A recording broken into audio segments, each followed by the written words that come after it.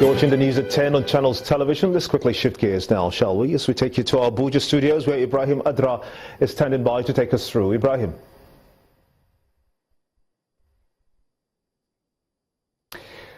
Good to see you, Gimba. Well, thank you for rejoining us. Now, implementing strategies to end cases of poverty is one way to achieve inclusive economic growth in the country. That's according to the former governor of the Central Bank of Nigeria, Professor Charles Soludo. Professor Soludo made this known at the 4th Progressive Governance Lecture Series in Kaduna, organized by governors of the All Progressive Congress.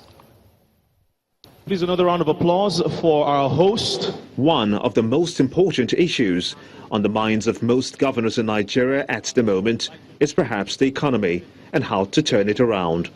This may have influenced the choice of discussion at the 4th Progressive Governance Lecture Series, an initiative of the governors of the All Progressives Congress, APC, which held in Kaduna. For the chairman of the APC Governors Forum and governor of Imo State, Rochas Okorocha, the gathering could not have come at a better time. As we gather here today in the historic city of Kaduna, history beckons on us to challenge ourselves to take bold initiative that will reposition the economic situation of our people. Speaking on the topic building the economy of states and the challenges of developing inclusive, sustainable growth, the guest speaker and the former governor of the Central Bank, Professor Charles Soludo, asked the APC governors to tackle poverty for inclusive growth to happen. Growth in Nigeria and the states will not be inclusive if we don't break the dynasties of poverty and maximize the state's comparative and competitive advantages. Maybe the first place to start and freeing up the states is let's get the constitution with the 23 of you. You need one more state to add to you. If the 23 of you decide, you can amend the constitution tomorrow and get the mineral rights to the states unconditionally as it were. Then comes the interactive session, and some of the governors bear their minds on how they think the country's economy can rebound. We need to start looking at some changes that we need to make within and among ourselves as a government, irrespective of whether it is federal, irrespective of whether it's local government or state, that will now unbundle the potentials of each state. We have at least 5 million farmers today that you can mobilize to work, some with as little as 20,000 naira. And that is a non-inflationary way to mobilize production. For the Vice President, Professor Yemi Osinbajo, it's time to walk the talk. I do not believe that there is any country, especially on the African continent, that has the resources, men and materials as we have. But a lot will depend on us. And when I say us, I'm referring to public servants. Whether we're elected or appointed, we are the ones that can make a difference in this country. The consensus at this gathering appears clear enough. It remains for the appropriate action to be taken to achieve the desired goal of economic diversification for these states. Threatening to tear apart the People's Democratic Party at the national level is also affecting the party's unity in some states. In Imo State, party members and their leaders are divided along two factions, the Ahmadu Sharif and the Ahmed Makarfi groups. The dispute is over the control of the party's internal structure. But to douse the tension, the Makarfi group has set up an 18-man reconciliation committee to look into the matter.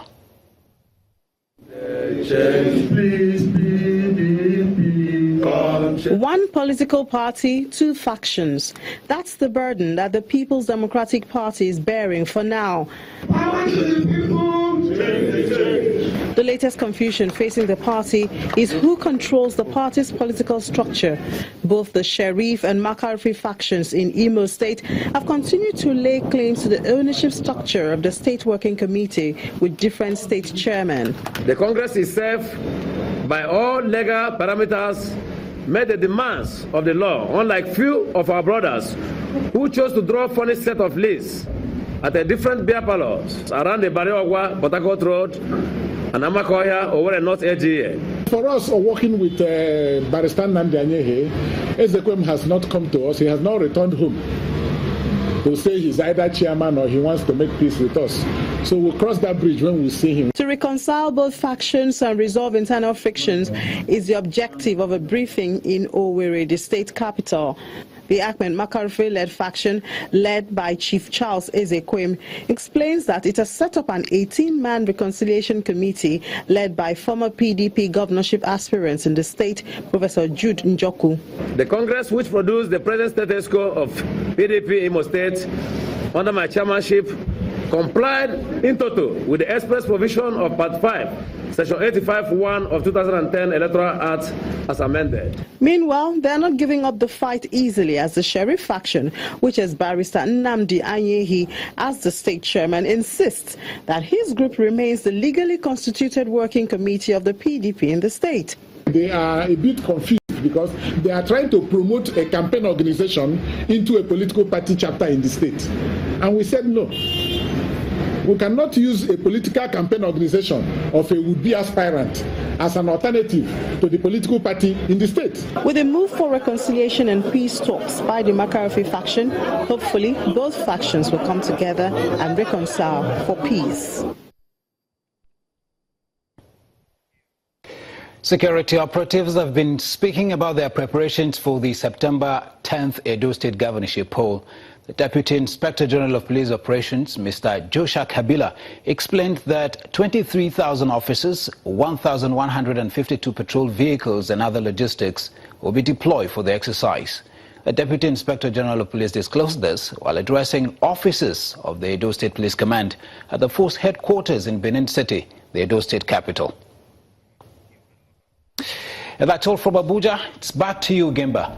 Brilliant. Ibrahim Adra from our Abuja studios. Many thanks indeed. Time now to move on to business news on the news at 10 with Anuaudo.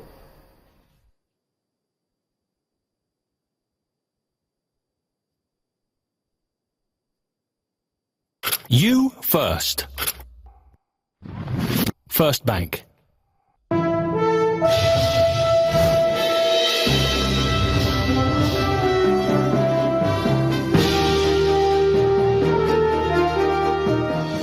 Thanks a lot, Gimba. Welcome to Business News.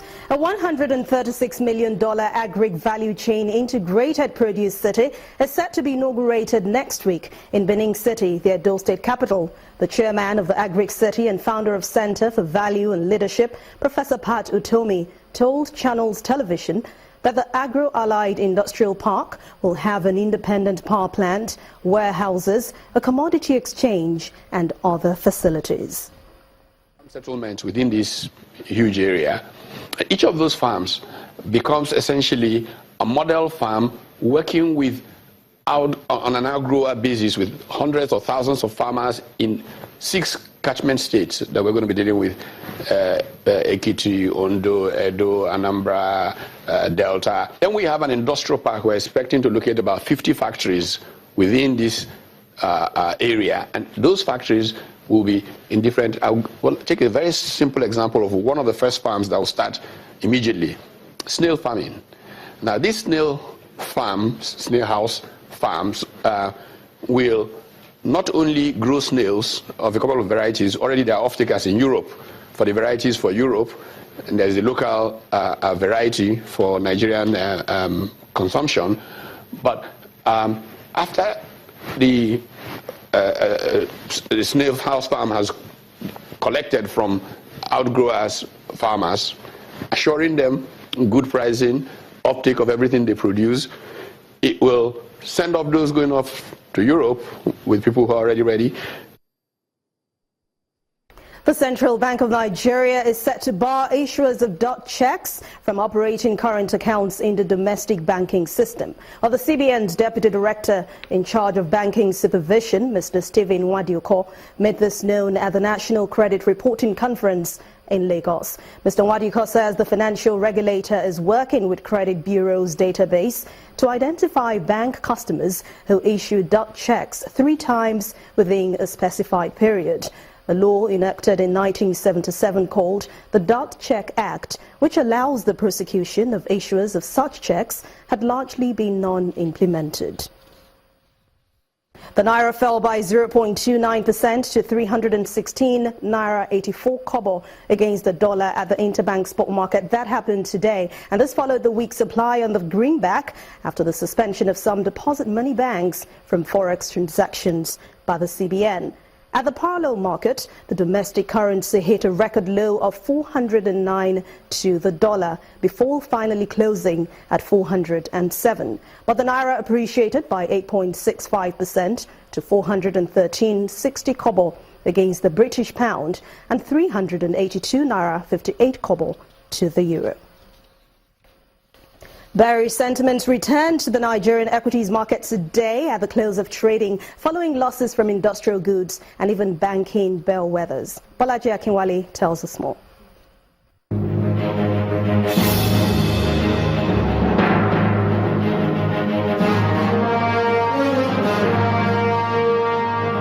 Hello and welcome to the Stock Market Report. Industrial bellwether stocks dragged the benchmark index down by nearly 2% at the close of Thursday's trading session as investors took advantage of the two-day gains recorded this week. On the activity chart, investors traded a total of 215.3 million shares, valued at 1.42 billion naira in 2,939 transactions. The most actively traded stocks for the day were Diamond Bank, FBN Holdings and UBA. In price performance, 11 stocks led by CAP, Continental Reinsurance and Livestock Feeds recorded marginal gains, while Skybank, Dangote Flour and Dangote Cement led 22 other equities with price losses. And that's it on the Stock Market Report. I am Bolaji Akinwale.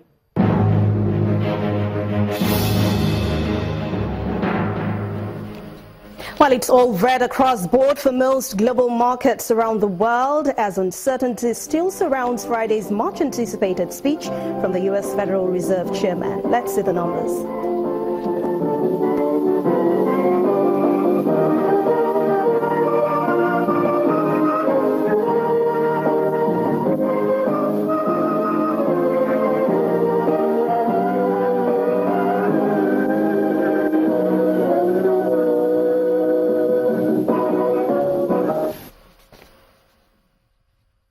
And with those numbers, we'll end Business News tonight. Thank you for watching. I'm Anne Umawadu. Back to you, Gimba.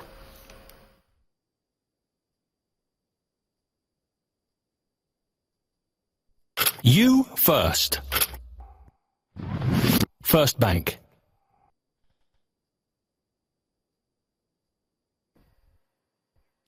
And next on the news at 10, Real Madrid and Portuguese superstar Cristiano Ronaldo wins UEFA Best Player Award. That's on Sports News.